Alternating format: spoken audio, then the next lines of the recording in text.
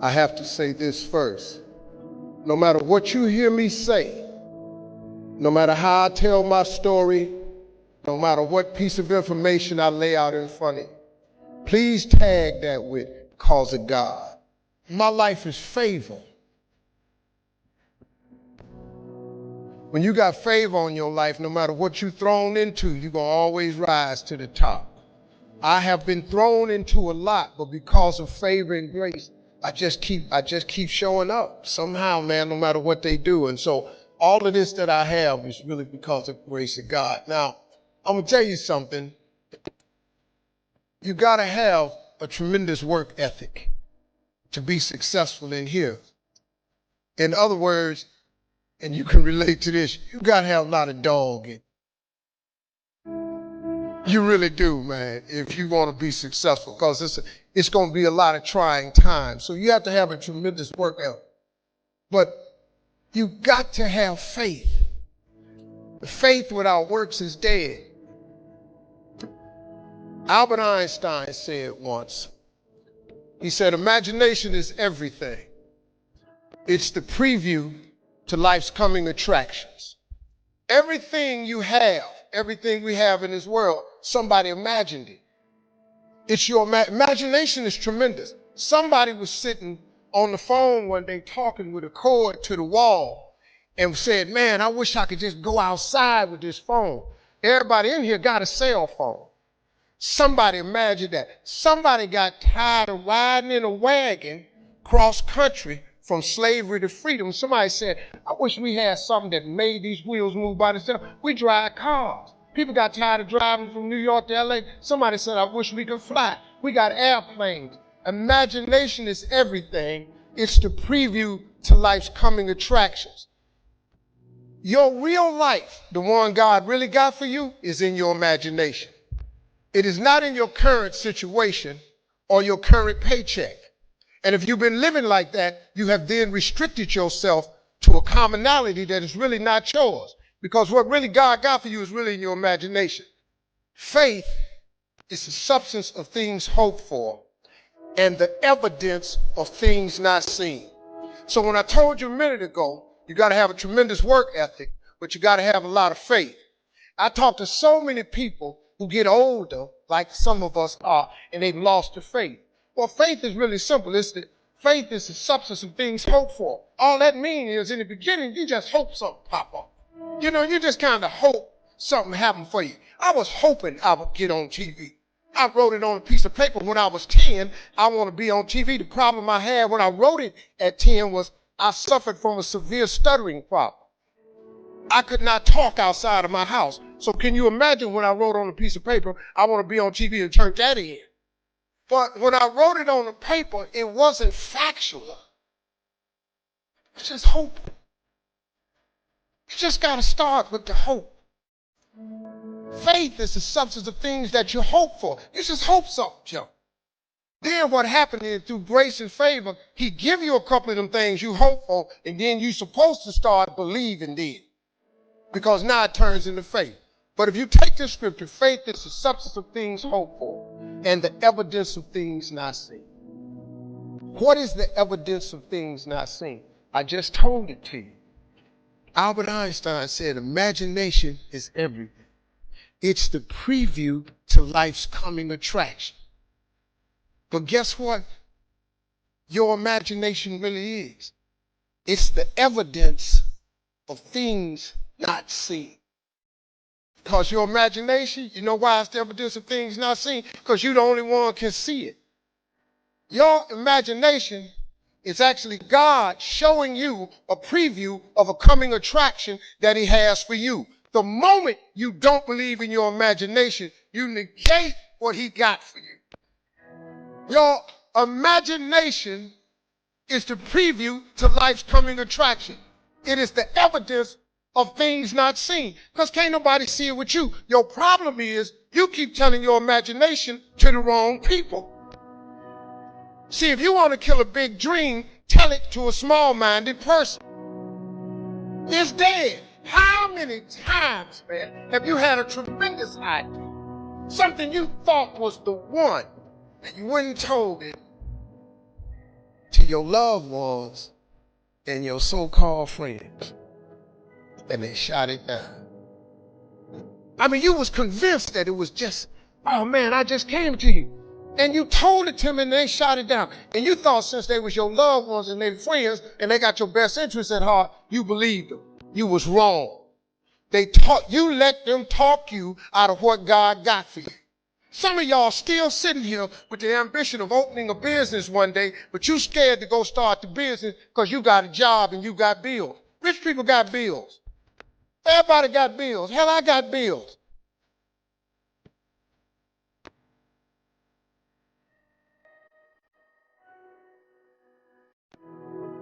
You're going to let the fact that you got some bills stop you from opening the business, the thing that God can put in your imagination? So you're going to squash that because you got bills. Everybody got bills. Your real life is in your imagination. Can you grab what I'm telling you? So I don't know what you thought I was going to say to you. I'm just a real dude. I don't even have the education you all have. I flunked out of school. I ain't got no education. I don't use 4-syllable words. What I'm sharing with you is stuff that everybody can apply today. If you're sitting in here thinking that you're too old to listen to what Steve, hell, I'm 60. But I still rely on my imagination. See, if you think you're too old to make it, let me give you a prime example. Colonel Sanders. Colonel Sanders has been frying chicken his whole life. He was telling everybody he had the best chicken in the world. Ain't nobody believed it. They turned him down everywhere. Colonel Sanders didn't get a franchise till he was in his 60s. Kentucky Fried Chicken sell more chicken than anybody in the world today. So if you're sitting here thinking because you got a little gray on you, you too late, as long as God waking you up in the morning, that's the sign that he ain't through with you. So what you tripping for? You sitting up in here like God can't do nothing for you because you 60. Man, you know what I'm asking God for right now? And I'm 60. If you could see my vision board, you would be blown away. Because I got enough right now. I really know. But I ain't in the need business. I'm in the want business. God got a big life for you.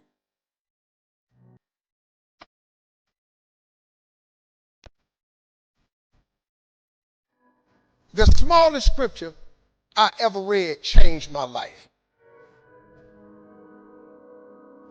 You have not because you ask not. Do you know the difference that could make in your life? I'm just giving you real talk now. I'm just trying to tell you how I got here. See, I have no education. See, you have not because you asked not. When the last time you really asked you for something?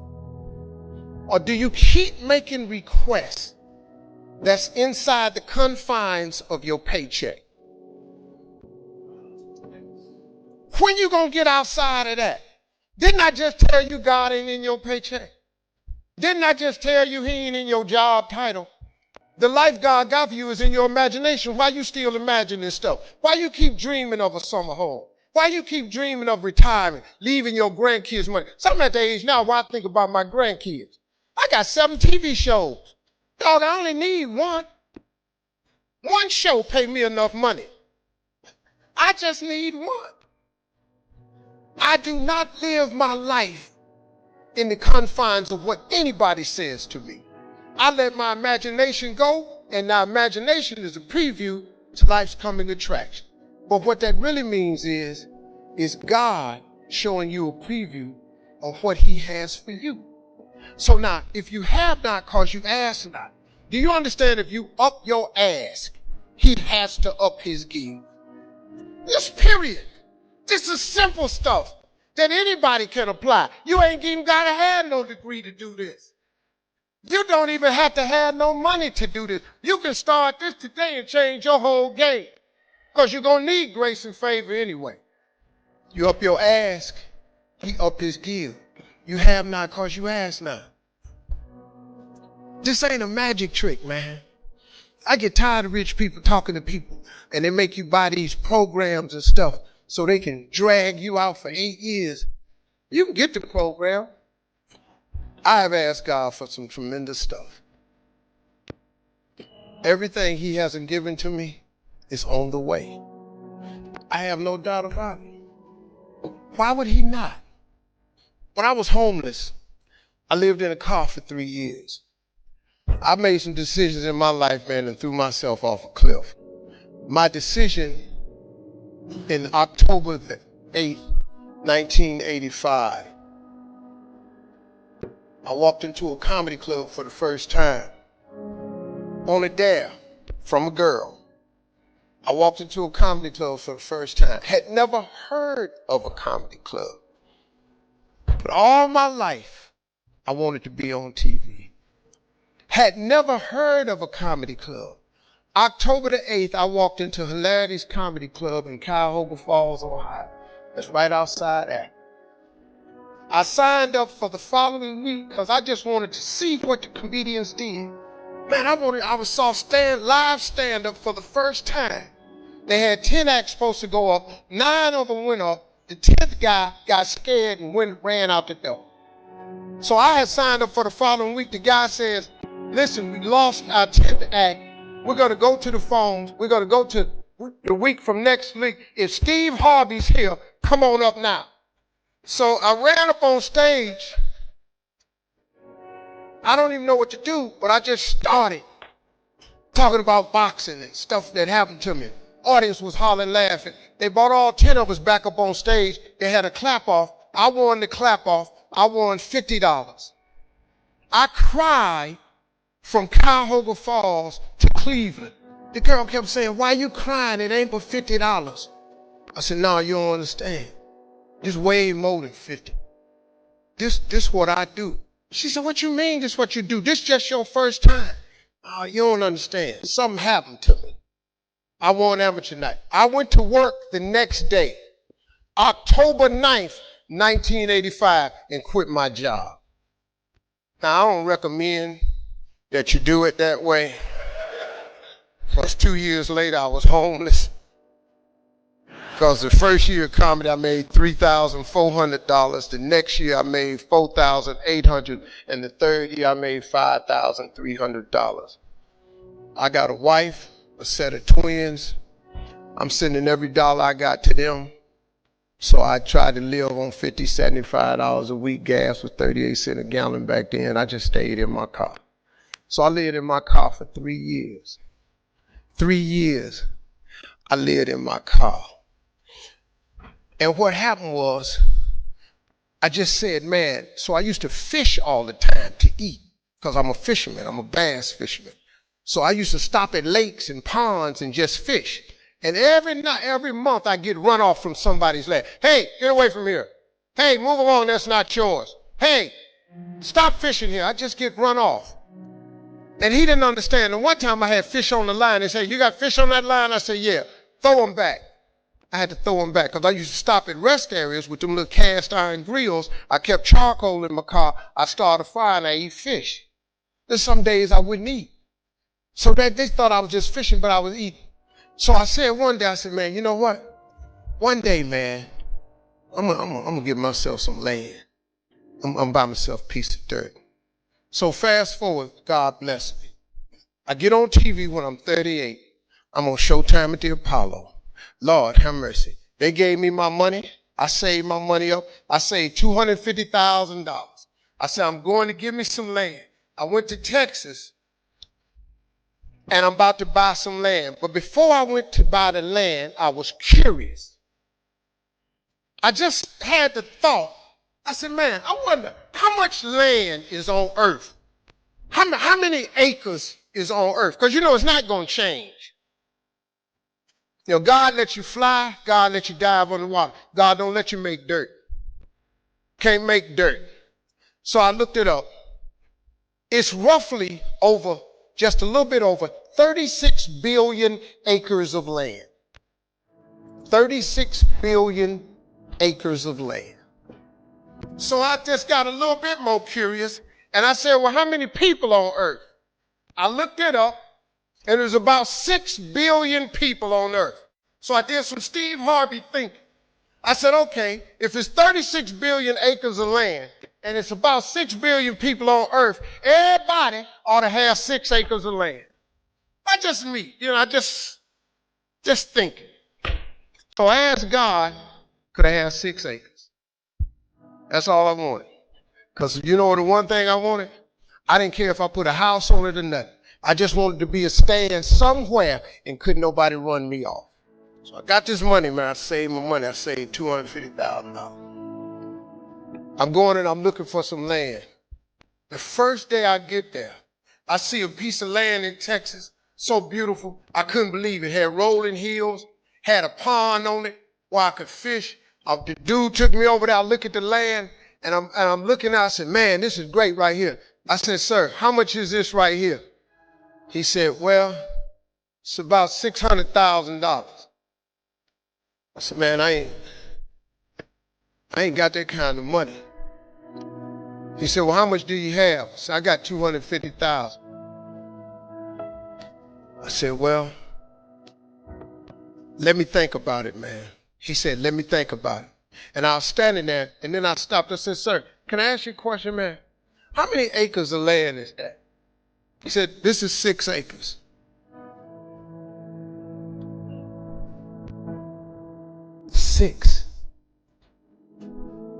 Six years ago, I just asked God, just give me 6. See, I didn't want a whole lot of acres. I just wanted my cut. Just give me my 6. And so I said, ain't this crazy? So I thought about it. I said, man, what can we work out? Right before I got ready to say it, the guy took me over there and said, Steve, let me show you something right quick. He took me over to this hillbilly's house. Took me over to this hillbilly house named Jerry Campbell. I was a little nervous about meeting him, man, because I didn't like the way he talked, but mess around turned out to be one of the finest men I've ever met in my life. Became a father figure to me. It's an old white man. He took me to his house. He said, let me show you something. And took me over and showed me this land, and it was massive.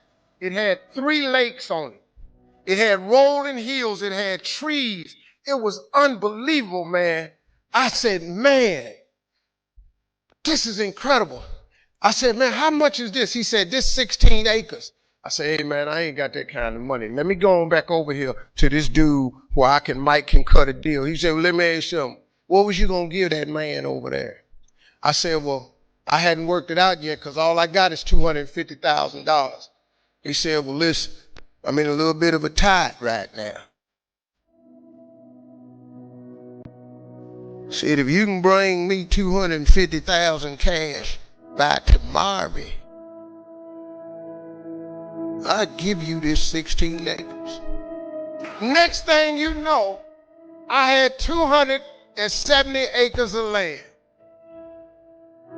Now, let me tell you something. I'm so busy now, I don't even get to go to that ranch. I never can go.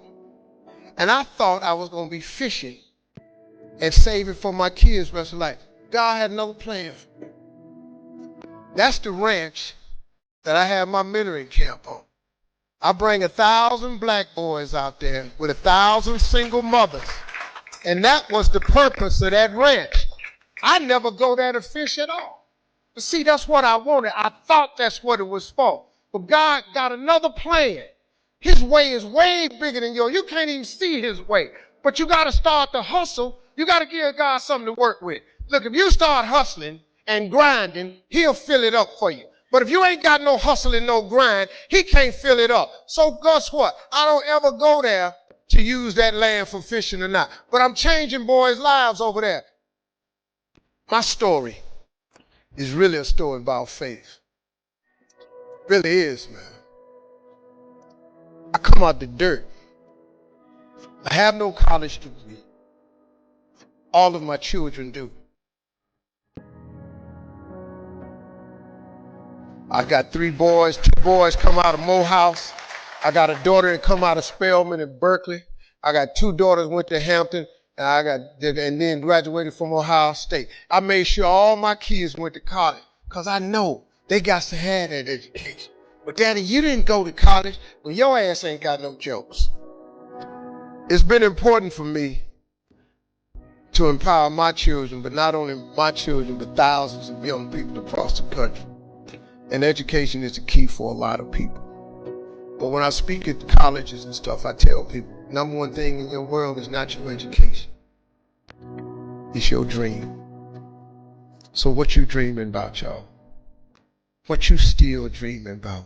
What is God still showing you in your imagination? What are you so afraid of? Why would you not take that leap and go for it before you mess around and die? Why would you not go and see what God really got for you before you leave this world? Why would you hang on to a job? Here's what happens with the job. If you live in paycheck to paycheck right now, when you retire, they're going to give you 1/3 of what you can't live on now. They're going to give you a gold watch and a turkey, and they're going to set you on out to pasture. If I was you, before I leave this world, I'd go see what God really got for me. Just take a chance. Now, here's why you should take the chance. Name me one time God has not pulled you through. Just name it. Name the one thing God has never pulled you through. If he ain't pulled you through it, he's currently pulling you through it right now. And the reason I know I'm telling the truth is because you're sitting in here. If God was through with you, he wouldn't wake you up no more. When he wakes you up is because he ain't through with you yet. He got something else for you. So why don't you go see what that is? Why we got to live our lives like we owe them something? Man, you owe yourself something. Go be free. Go see what God got for you. Osteen, that's easy for you to say. You rich. Hell, did you hear me? I lived in a car for 3 years. On October 8th, I won $50. October 9th, I quit. How big a jump you want to take? You ain't even got to do that. A lot of y'all got savings. You may not have 3 years up, but you only need a little bit. Just jump. Go see what God got for you. Quit sitting here in your life posturing like it's okay. Quit funking the fake. Quit faking the funk. Quit got people thinking you something you ain't, man, when you really know you won't be something else. I'm just telling you just like it is. You ain't got to believe me, but you can look at me. I'm telling you, there's proof in this here now that the God you serve really will give you what you ask for. He will. I'm not your preacher. I'm a hood dude that messed around with no education. The mess around got to the top of the TV world, balling out of control. And I'm telling you, I was homeless and lived in a car. And I ain't got no education. Now, y'all in here got degrees. I see it on your forehead. I see it on you. I feel when I'm around educated people. I know you know how to study it and math. I can look at you, and I'm so proud of you. But hey, man, the next level. The man without a dream or vision shall perish. It never mentions if you don't have an education.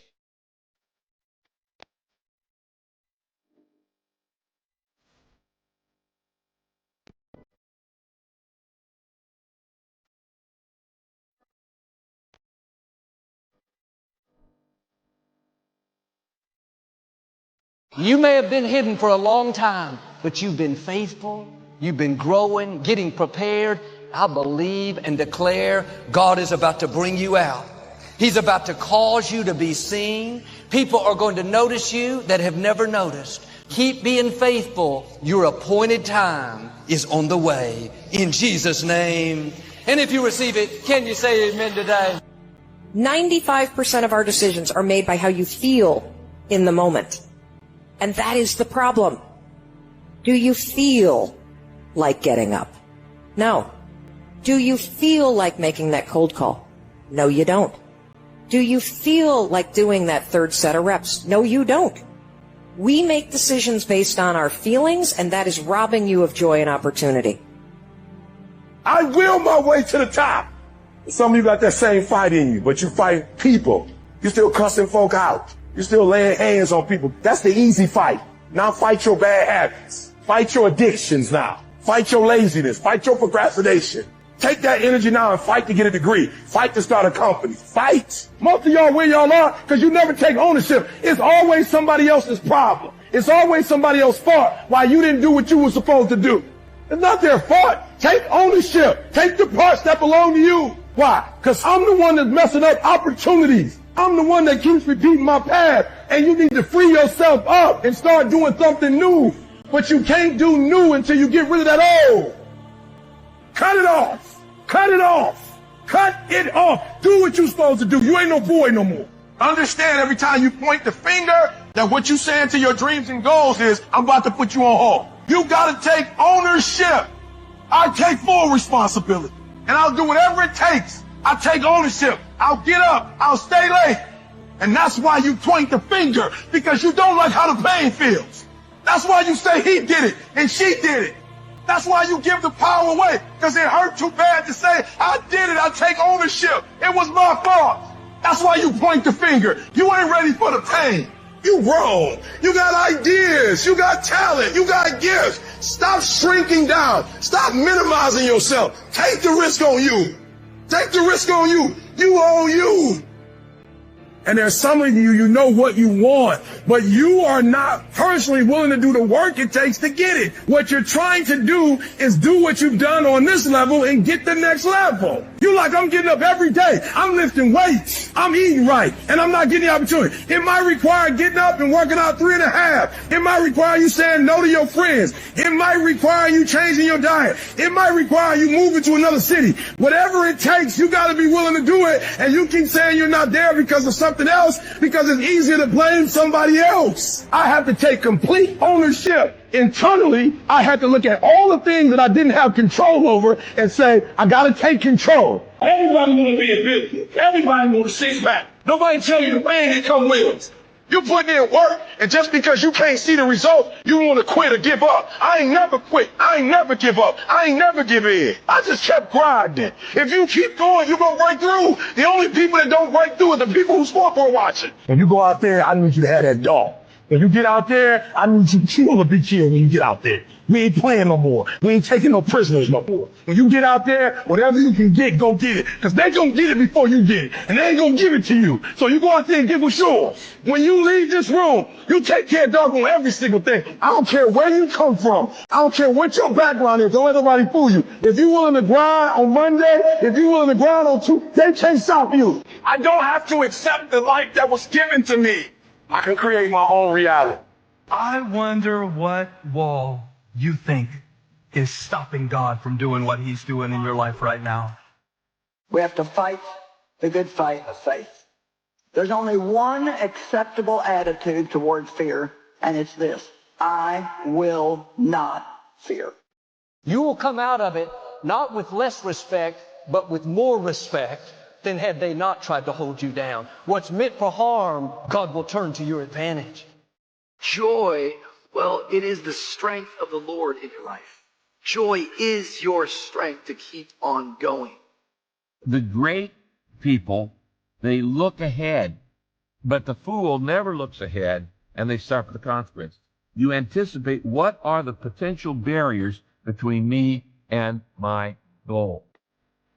Pray as everything depends upon God, and work as if everything depends upon you. And so, part of the process is working on yourself. Now I want you to ask yourself, what are the things that I'm doing on a daily basis that whether I want to live or I need to live? How am I going to improve? When the crisis is over, do I come out better or do I come out bitter? Wow. That's a huge, huge issue. Drama and dysfunction is the orchestration and works of the devil. And when things are blessed, you purposely try and figure out a way to make it stressed. And it requires everyone to courageously confront the tyranny that's them and the unknown that surrounds them, and to work for their own benefit and for the benefit of their families and for the benefit of their communities, and to do everything they can to benefit the world, and to live with true speech as the highest value. That's how we sort out the world. It's not your fault if your partner cheated and ruined your marriage, but it is for damn sure your responsibility to figure out how to take that pain and how to overcome that and build a happy life for yourself. No matter how far you get in life, you have to be able to go back to scratch in your mind at a moment's notice. You can never get so far beyond scratch. Describe why it is important to you. This is a process where you either talk yourself into it or talk yourself out of it. Question. Are you going to be defined by what stood against you or how you got over it? I'll tell you something right now. I want to find out what's on the other side of the wall. Because people don't put up walls unless they're concerned about something on the other side. So whatever the devil has been fighting you with, I just wonder, why is he so threatened and worried about you getting through it? What's on the other side? I didn't say you'll never feel fear. Make sure that you understand what I'm saying. You will feel fear. But feeling fear and fearing are two different things. You see, you can feel fear and yet not be afraid. Because the word fear means to take flight or to run away from. It means to shrink back. They're not bad people. Sometimes they're just jealous. They don't want to see you succeed. They don't want to let someone new in. And this is when it's tempting to get offended, get baited into conflict, live defensive. You have to stay on the wall. Leave it alone. Trust God to fight your battles. I don't know what it is, but it seems like if we're not careful, we will miss out on joy. There's like these joy barriers, and we have joy challenges. We have things that are trying to rob us of our joy. Life is living and then waiting to live. Sometimes if we're not careful, we will just miss out on all the opportunities to actually be living. You got to be realistic. You see, you're going to face challenges. But if you can identify those obstacles in advance, guess what? They're not going to be so intimidating. As a leader, I am always trying to think of what are going to be the next barriers to doing what you want to do, to achieving whatever you want to achieve, having whatever you want to have. I'm not thinking about right now. I'm thinking about what are the problems we're going to have next year, 5 years, 10 years. Things happen to you, or they can happen in you. And what happens in you is an initiative, a willingness, a determination, a stirring up of something. Say, no, this ain't going down like this. No, this is not the end of the story. No. Sharing, and we're talking about sharing out of our personal life. Sharing is where, instead of you sit down and I kind of tell you what I think you probably need to know. If I share with you, I say, you know what, here, sit right beside me. Sit right beside me, okay? And I want you to sit beside me because I want you to experience what I experience. I want you to feel what I feel. I want you to see what I see. I want you to watch me as we're in this crisis. Us being our own mountain. It's like, man, the peaks and valleys, we got a lot of challenges in life and mountains to climb. I suffer from it sometimes. We all suffer from it. But are you your own mountain? Harriet Tubman said, I was able to free over 1,000 slaves. I would have freed even more slaves if they would have known that they were slaves. We have goals on a daily basis and a weekly basis and a monthly basis and personal goals and familial goals and social goals, but all of that has to be nested in the broader world of value. Let's say all of that has to be nested within something like, well, what is the ultimate goal? What is the final goal underneath which all of those more proximal goals are subsumed? Fault and responsibility do not go together. It sucks, but they don't. When something is somebody's fault, we want them to suffer. We want them punished. We want them to pay. We want it to be their responsibility to fix it, but that's not how it works, especially when it's your heart. Your heart, your life, your happiness is your responsibility and your responsibility alone. When you accomplish something in life, if you want to go back to scratch and go back to that $7 a month place where I once lived and visit that place for a long period of time, if you were here and you went back to scratch, you would now be here. Scratch is what makes you better. Scratch, friction, obstacles create growth. There's no friction when you're this far up in the game anymore. You think there is. When you achieve, that's yeah. right. When you achieve so much, the friction is minor. When you're unclear as to why something is important, usually you put only half-hearted effort into it. What you want is a powerful motivator, but the reason why you want it is an even more powerful motivator. It has greater pull. You may find that some of your goals you thought at first glance were important are not important after all. Tell somebody I got something to give. No, I'm not just surviving for me. I've got something special. I've got something to give. It will be the fruit of what I've been through that will preserve my purpose. Sit next to a fruitful vine. And I just wonder how many people are here today that you're not where you should be in life because Satan has held you back with fear. You can do it afraid. That means you can feel fear, you can feel afraid, but you can still go ahead and do what you believe God wants you to do. They put me down, discredit me, when in fact I'm trying to be a source for good, then forget it. I don't need it. I'll stay where I'm appreciated. Here's the principle again. You don't have to guard your reputation, but you do have to guard your heart. God is going to take care of your reputation. The question is, are you going to take care of your heart? Life is what happens to you while you're busy making other plans.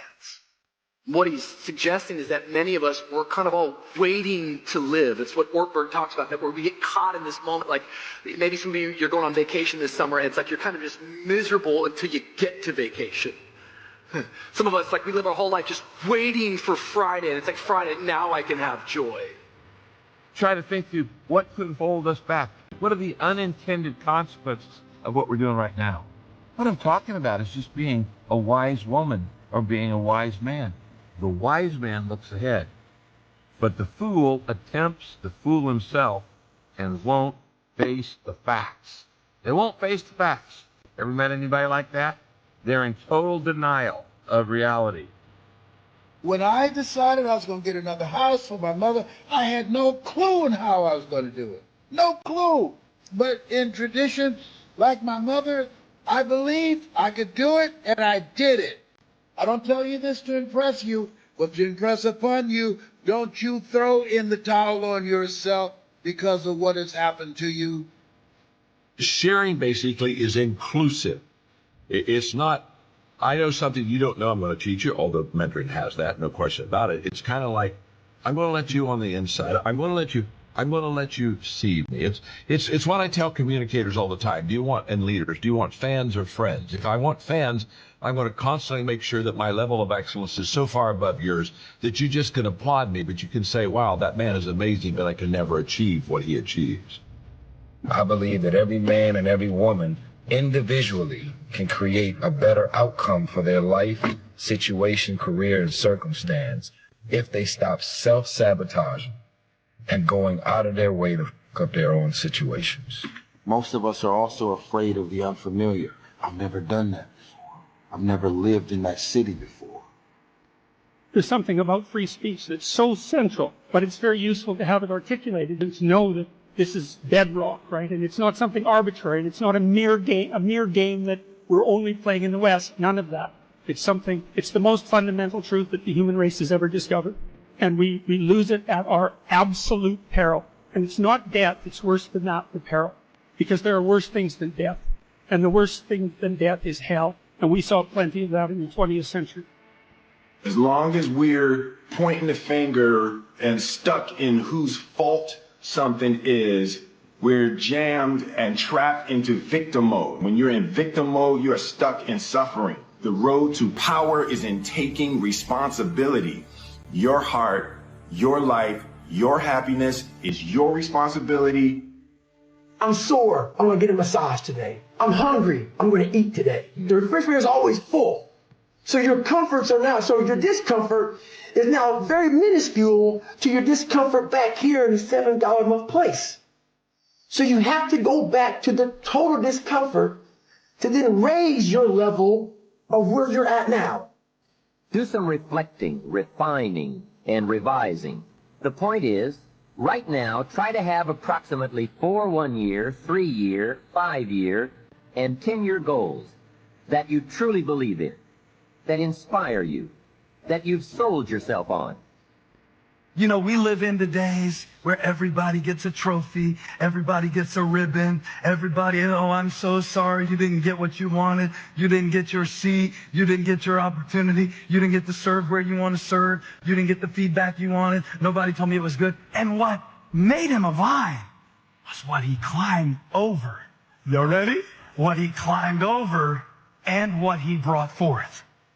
Fear not. Once again, that means to take flight or to run away from. I can't always do something about my feelings, but I can do something about what I do and what I don't do. Maybe I can't help it if I feel afraid, but I can make a choice to go forward anyway, no matter how I feel. I would hear the rumors. He's opportunistic. He's just in this for himself. He's trying to take advantage, questioning his motives, trying to discredit him. I knew him well. His heart was pure. He had great character, a person of integrity. You can have the best intentions, the purest motives, but there will always be people that try to cast doubt. I've seen that sometimes I can be so waiting for a new moment or a new season that it will rob me of the joy I can have right now, today. I can be living today. The other day, I'm just going to be honest with you. Like the other day, I'm going to my car. I wasn't late for a meeting. There wasn't something stressful taking place. There wasn't somebody in the hospital I was going to visit. I was just in a hurry. I don't remember anything else from the day but that, but somehow there's something inside of me that wants to rush through the motions.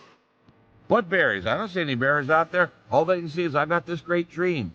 Have you thought about it? It's going to take money. It's going to take contacts. It's going to take energy. It's going to take time. Things could go wrong in the economy. You could have a pandemic, you know, all those kind of things. He's saying the fourth step is to stop, go, why don't I have it already? And what could keep me from getting it?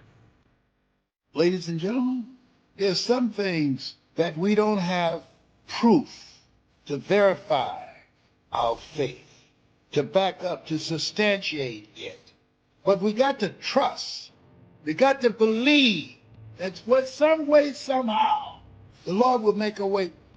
I want to get perspective in the crisis. I want to make sure that we have reality, but we also have hope. It's okay. We're going to make it. It's okay. It's okay. How do they mentor me? Well, the first thing, they give me perspective. Number two, they share out of their personal life.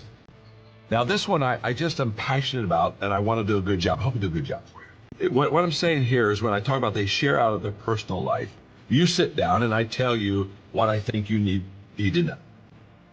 I got all these gifts and all these talents. I'm so ambitious. I feel like there's no opportunities in this city, state, or country that I live in. So why do you still live there?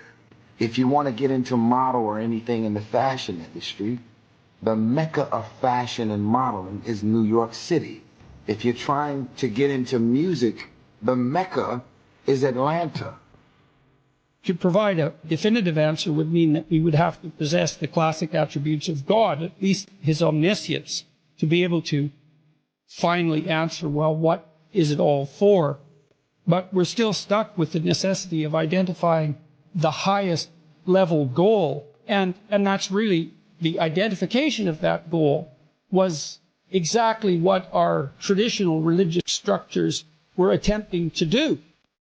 Fighting yourself to maintain positivity is the hardest fight you ever gonna have, right? And it's like that struggle to just stay my course, to, you know, be the person in the world that I wanted to be, no matter what people said. And it was, I started to call it offensive positivity.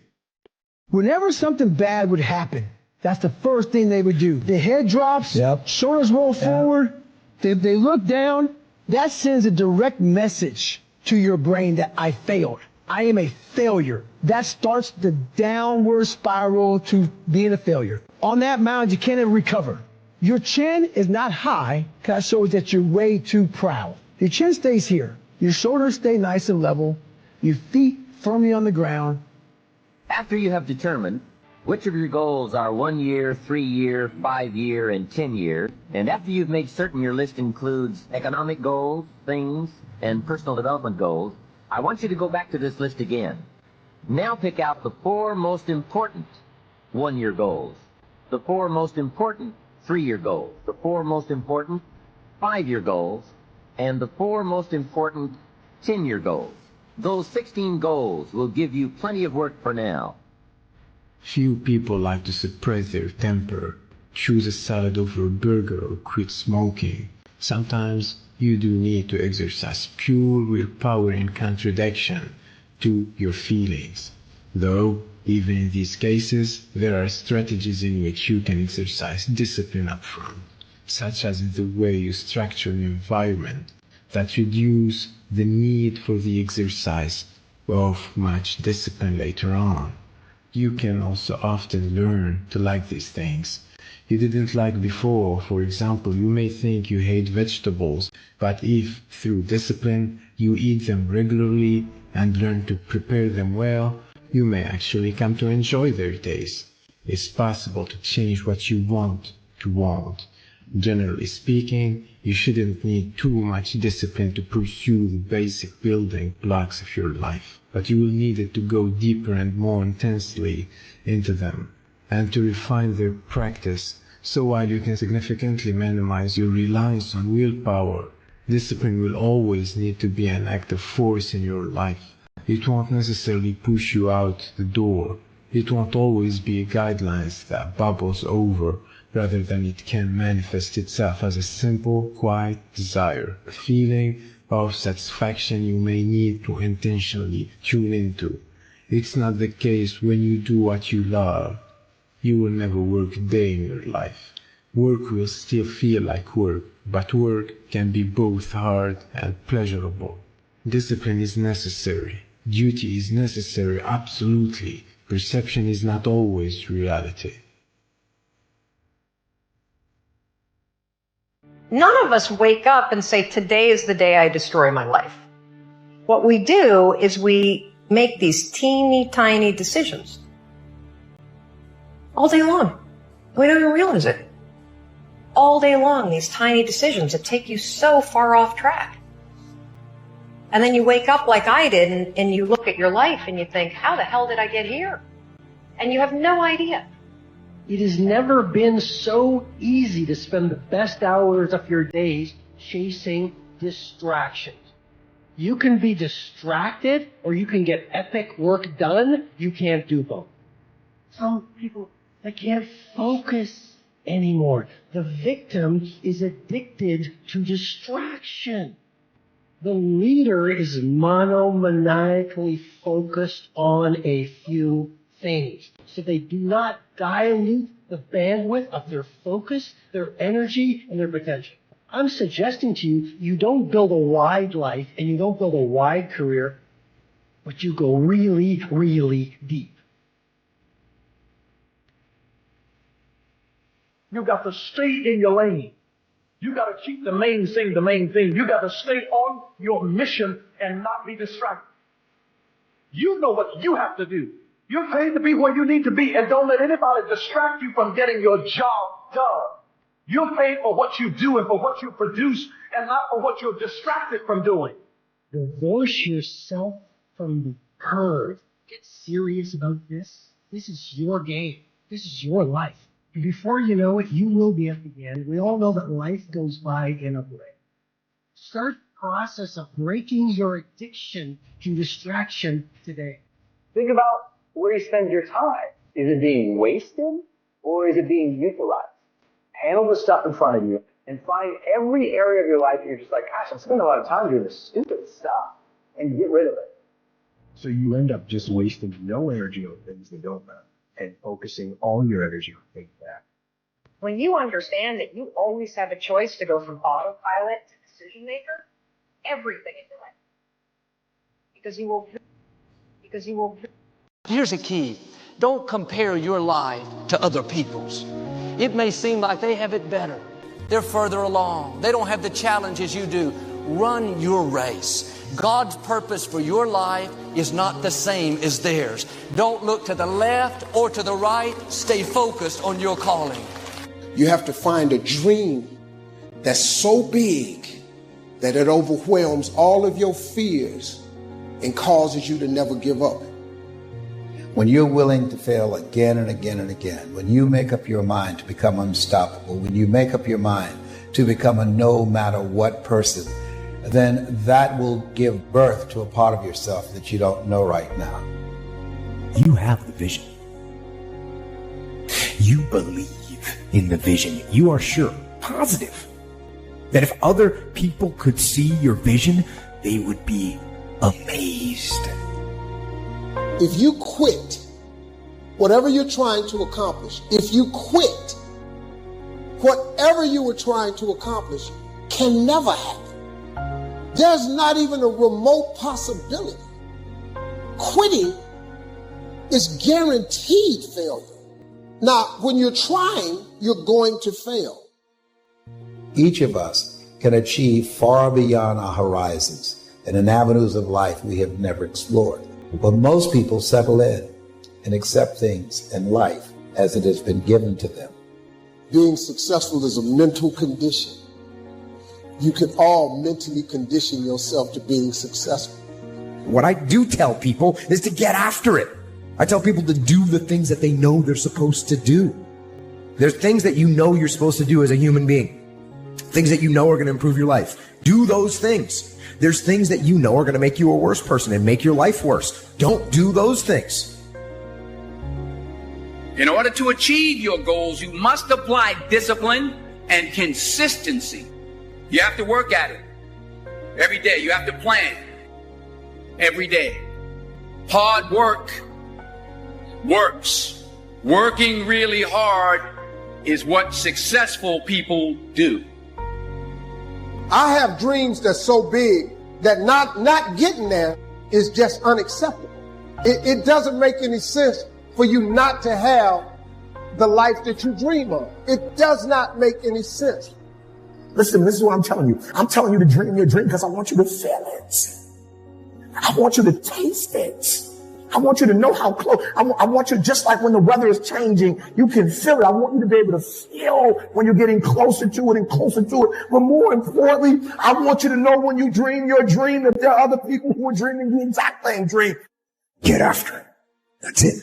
Get up early. Do some kind of workout. Eat good foods. Clean your room. Make a list of things that you're supposed to do in your life, and then wake up in the morning and do those things. That's what discipline is. And no, it is not easy.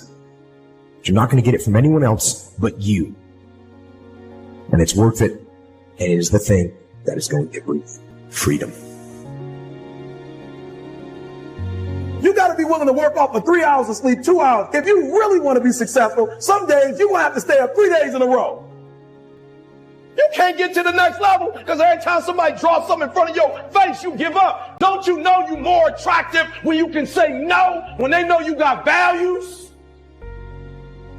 I found that nothing in life is worthwhile unless you take risks.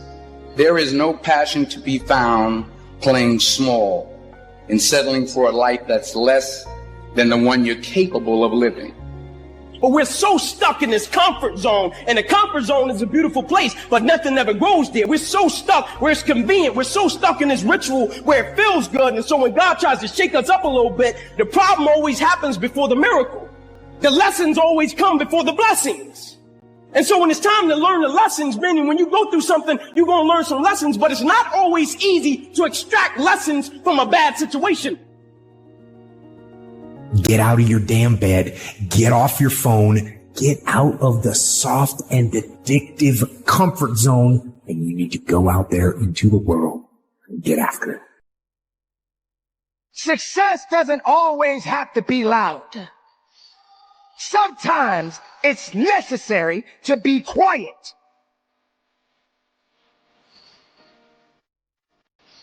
Somewhere along the line, you lost your footing, you lost your place.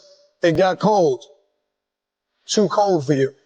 And see, one thing about an achiever is rain, sleet, or snow, they keep building.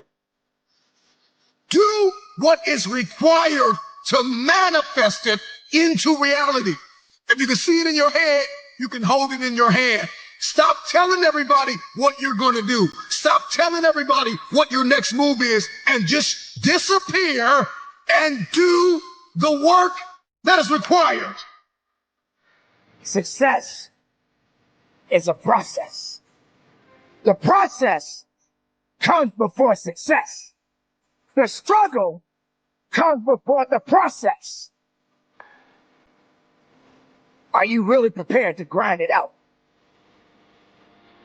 Not everyone needs to understand your true motives. Not everyone needs to understand your purpose. Not everyone needs to understand your mission. But the truth is, it's about passion. It's about discipline. It's about awareness. It's about accountability. That's right, ladies and gentlemen, you got to be accountable for your actions. But are you prepared to grind it out? Are you prepared to dig a little bit deeper? Are you prepared to fight a little bit harder? Are you prepared to put in overtime? Everybody wants public authority, but nobody wants private discipline. When your habits change behind the scenes, when your private life begins to shift, when you put aside the things that are not serving you, if it's going to be personal, make it personal. Don't just be great in public, be great in private. Until you understand what struggle means, you can never quit. But you gotta work hard in silence. This is what we call grinding in silence. What steps are you taking to become and to live the life, to make the dream a reality? You want to be committed? You want to be consistent? You want to be creative? You want to be purposeful? You want to be reflective? And you want to be grateful? These are just a few things that you want to be as you are moving forward in your self-awareness. Now it's time to grind. Now it's time to fight. Now it's time to believe. Now it's time to know that your success story has yet to be told. I have worked while you have slept. I have learned while you have partied. I have saved while you have spent. And I will live like you dream. I have what it takes to get to the top of that hill. You want success? Then go get it. You want to be better? Then be better. You want something more than what you have right now?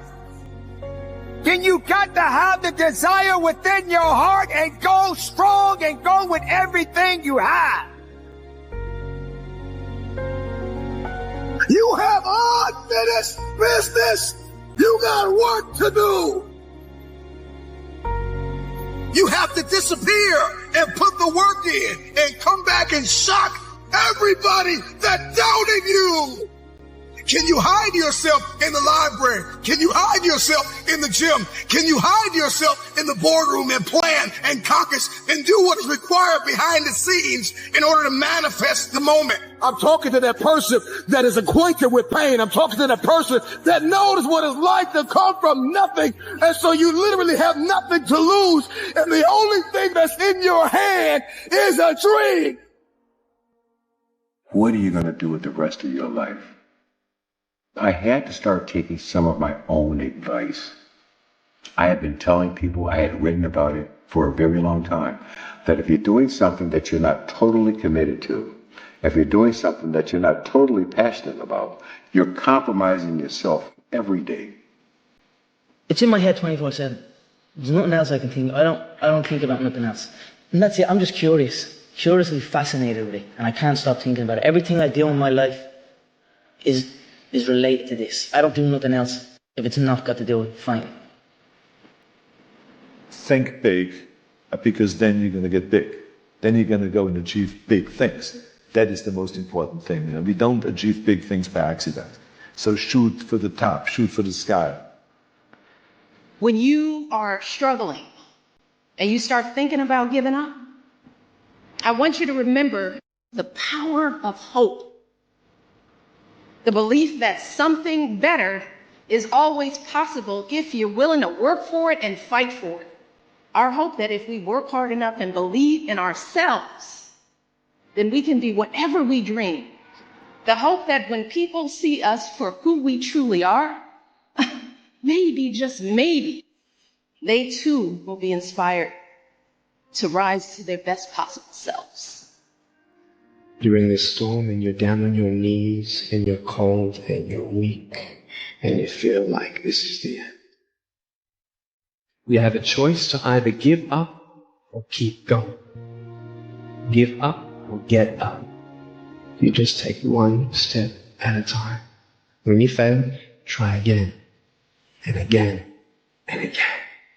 I woke up one day and stopped making excuses. I woke up one day and stopped playing the blame game. I woke up one day and looked at the man in the mirror and was like, yo, bro, what are you doing? Wake up. It's showtime. Let's go. You know, everything happens for a reason, and there's a story to everything. And if you take time to realize, you know, what your dream is and what you really want in life, no matter what it is, whether it's sports, whether it's in other fields, you have to realize that there's always work to do, and you want to be the hardest working person in whatever you do, and you'll put yourself in position to be successful. And you have to have a passion about what you do. Seize the day. The opportunities are there, but you got to reach out and pick them up. You've got to grab that. Don't be afraid to make a mistake, because you know what you can do if you grab the wrong one? Drop it and pick up another one. It's okay. Seize the day. You get to a point where you don't count it. You just do whatever it takes to get whatever you want. This life that we live, it's a privilege. And when I really started to take that in, I felt this tremendous urge to do something with my life. Until you say, yeah, you know what, I'm gonna take action. Nothing changes if nothing changes, man. I just want to remind you, because I've spent a lot of time in my life sitting around wanting things to change. And not being able to make them change, and not thinking I could. And I wish somebody had told me that earlier sometimes. That in order for something to change, there needs to be change. It's all in your mind. Whatever you hold in your mind will tend to occur in your life. If you continue to believe as you have always believed, you will continue to act as you have always acted. You will continue to get what you have always gotten. If you want different results in your life or your work, all you have to do is change your mind. And I want to be clear that your intuition is different from your conscience. They work in tandem, but here's the distinction. Your conscience shouts, here's what you should do, while your intuition whispers, here's what you could do. Listen to that voice that tells you what you could do. Nothing will define your character more than that. Man, life's short. Go harder than you did last year. Whatever you thought you did, it wasn't enough. And enjoy it even more. Believe that. Go harder and find a way to enjoy it. That's when you master the game. Push yourself them extra reps. Go harder. Have that extra 2 meetings that day and find a way to enjoy it. I want to be something more than Shaq. See, the Shaq guy's going to fade away. Because you got Steph Curry and all these guys stepping up. The Shaq guy will fade away at some point in time. But Dr. Shaquille O'Neal will be around forever and ever. Don't be afraid to fail. Because if you're afraid to fail, then you're always holding yourself back because you're afraid that if you go all out, you may fail. I invested too much to quit. I made too many sacrifices to give up. We come too far to give up now. We come too far to be negative now. We come too far to start overthinking now. Stop waiting for life to be easy. Stop hoping for somebody to save you. You don't need another person lying to you. Things don't all add up. But you're resilient. Face some hard facts and you could have an incredible life. There are people in this world who will try to make you believe that they are better than you, that they can win at your expense. Rage is the tool we use to look those people in the eye and prove them wrong. Sometimes you need to get knocked down before you can really figure out what your fight is and how you need to fight it. Sometimes you need to feel the pain and sting of defeat to activate the real passion and purpose that God predestined inside of you. For somebody going through tough times, for somebody struggling just to keep your head above water. You're trying, but things don't seem to be quite working out the way you planned. You thought you'd be in a different place at this season in your life, but you're still suffering. You need dirt on you to develop, because dirt ain't just dirt. Dirt is fertilizer. Dirt is nutrient. Dirt gives you the strength for your seed to push through. You got to have dirt on you to push through something. Everything you see that's beautiful starts out as a seed, but that seed got to get dirt on it. You got to have dirt on you to grow into what life got for you. You can't stop because you're tired. You can't stop because you got your feelings hurt. You got to take another lap. Keep walking. Keep walking. Keep walking. You're going to make it. You're going to do it. You got an unstoppable fire. Come on, take another lap. Don't you stop. Don't stop walking. It's really hard to be led by your butt. But I'm not qualified. But I'm not good enough. But I'm not smart enough. But I didn't go to the right school. But I don't have enough money. But, if you're ever going to step into your future, if you're ever going to step into your destiny, you're going to have to get over your butt. Do I just sit there and settle? No, I don't. I say enough's enough, man, and I'm going to make a change, and I'm going to keep going until I get it. You chase something that you believe you deserve until you get it. And it doesn't matter what happens to you. It doesn't matter how many times you get fired. It doesn't matter how many people don't believe in you. You just go until you get it. That's the point. Are you tired yet? Some of you need to get tired. You need to be tired of what's going on in your life. Get tired of your habits. Get tired of the actions that you're putting in every day. You gotta change, man, or nothing changes. See, most people, ladies and gentlemen, are stoppable. Most people, all you have to do is tell them no. All you have to do is make it inconvenient for them. All you have to do is make it difficult for them, and they'll stop. See, when you go to get your goal, don't think that all you have to do is think positive and everything's going to work out okie dokie for you. When you go to get your goal, you are sending a telegram to Murphy's Law to visit you personally. And that's what a pity party is when you have an undisciplined mind and you meditate on the wrong thing over and over and over again. If you're going to throw a pity party, I give you 3 days and that's it. And after 3 days, you cut up your record player, your iPod, your MP3, and you come up with a plan. You thought you was just going to have a dream and a goal, and you was just going to wake up and just walk into the sunset. You're like, dream, boom. It don't work like that. You have a dream, and then life prompts you. Life prompts you and say, do you really want this? And so I'm telling y'all, you have come too far to quit now. You have invested too much to quit now.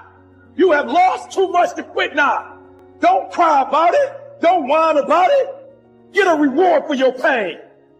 When you hang around average people, all they're going to do is tell you what they can't do. And that's okay that they can't do it, but that has absolutely nothing to do with us. We can do whatever we believe we can do, and we don't need anybody's permission to do it but ours.